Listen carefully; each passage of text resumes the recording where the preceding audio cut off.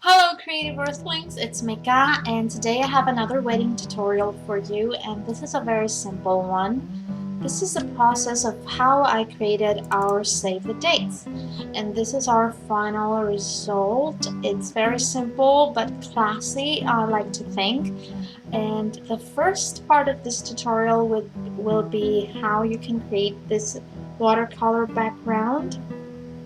And the second one is how you can add some text to it. Alright, so let's start.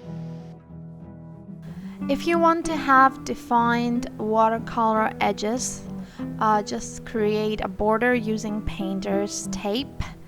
And I just measured how big I wanted the card to be. There's no really specific measurements here.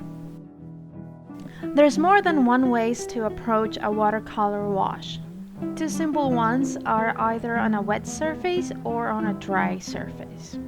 To create the wet surface watercolor wash, dip your brush in water, no paint needed here, and brush it over your selected area. You don't want it to be sopping wet, but be generous with the water. Once you've wet the area, dip the brush in paint and paint lines of colors within it. The paint will blend together automatically. And keep a container with clear water nearby to clean your brush. I did not really plan this and did not have anything specific in mind. I just did some blobs until I was happy with it, and then I let it dry. Once it's all dry, remove the tape and scan it to your computer. Maybe you'll need to add some light to the scanned picture, it all depends. I won't be using this particular one in this tutorial because my scanner fabulously stopped working today. Alright, now that you have your watercolor background, let's go ahead and add some text.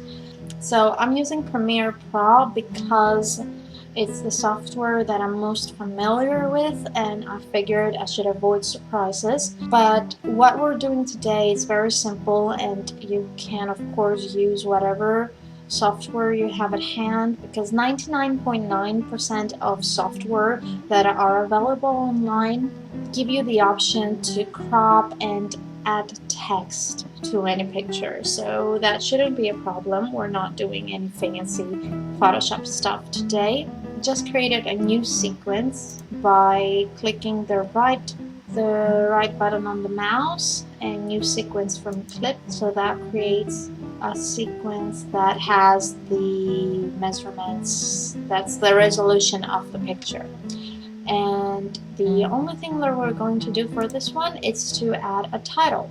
So I'm going up here, new title, any one of these, it's the same. And now, just simple as that, adding the text. So the first thing we're going to do is to type save the date, and I feel like this should be the title. So it should be like with big letters, so anyone who looks at it can understand what it is by the first glance. And now I'm changing the font.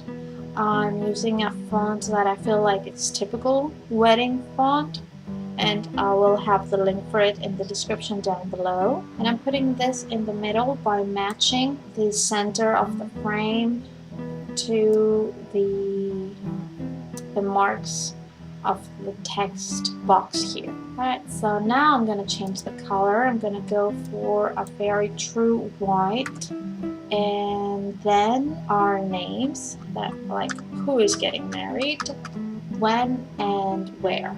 And I'm actually going to change the font because I feel this one is too busy to have for everything on this card, because it's a small card after all. You don't want to have it too busy. So I'm choosing another font. I'm not a graphic designer, I don't know the font rules, but from what I understand, from what I've seen elsewhere, if you're using a font with many swirlies, something that is more of a handwriting font, then the second one shouldn't be as swirly. It should be something simple. I'm going to type on another box the date, and I want this to be like the star of the show. I'm going to add some shadow, white as well.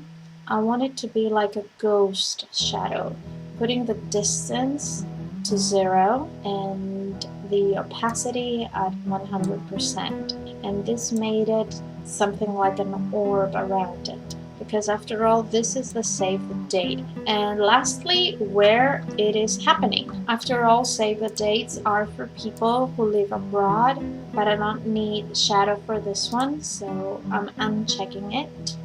This is basically done.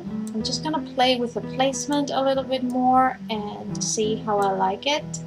Very, very simple, classy, and on trend right now. I'm gonna add the text to the picture by dragging it, and then I'm gonna capture a screenshot. Alright, so this is our final save the date card. No need to go spend ridiculous amount of money on save the dates, because it's something that you can create by yourself very, very easily. And even if you don't like watercolors, maybe you can find some borders online, stuff that you can download for free.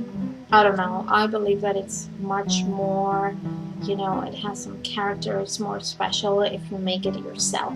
So yeah, if you like this video, please give it a like, and if you want to see more wedding related videos, just click the subscribe button, because we're posting many vlogs of us planning the wedding and also many tutorials of all the stuff that we are DIYing. Thank you so much for watching. I will see you very, very soon.